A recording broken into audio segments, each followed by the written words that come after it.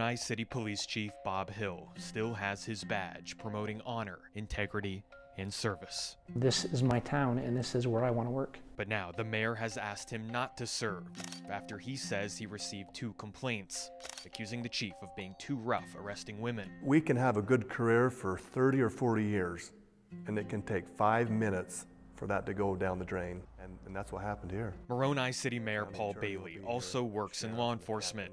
He served as a state trooper for nearly 20 years, then he became a deputy with the San Pete County Sheriff's Office. He says the first complaint against Chief Hill was in October. Floralyn Martinez was at City Hall arguing with an employee about her water bill. The chief arrested her for disorderly conduct and resisting arrest.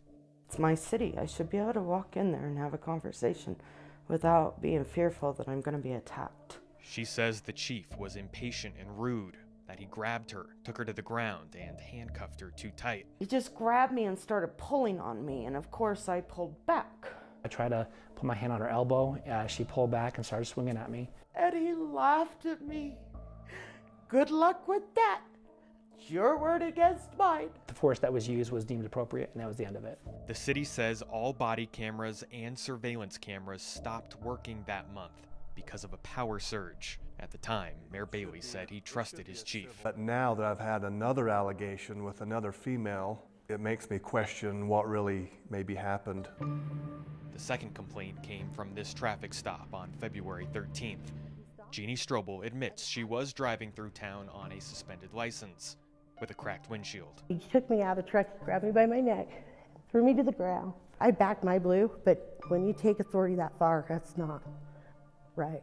Were you resisting? No, I wasn't. In both cases, the women had their husbands on speakerphone during the arrest.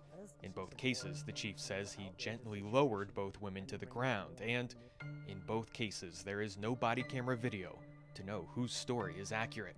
I'm assuming she had a panic attack or some kind of anxiety attack, and she turned around and made a dash back for the driver's seat. She says, I'm not going, and tried to get back into the driver's seat. Did you grab her by her neck and pull her out of the car?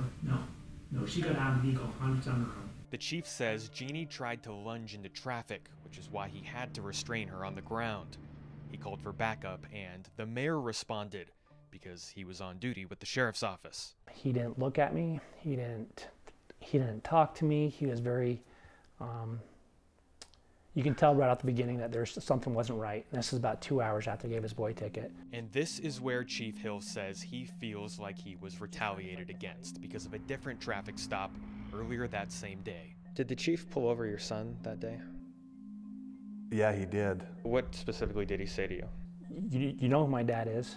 He says, you know what professional courtesy is, don't you? He told me that if I give him a citation, next time I need backup, his dad's not going to be there.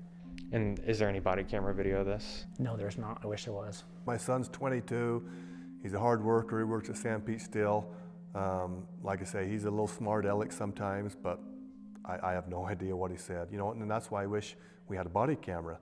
Again, no video because the body cameras were never replaced after that October power surge. Our review of the mayor's interview with the chief shows they never discussed the traffic stop. He's not being retaliated against. When people get let go, they're going to look for anything to say about why they got let go. Females usually don't need to be handled that severely by the police. He was terminated at my discretion. I felt it was the right decision, and I'd do it again.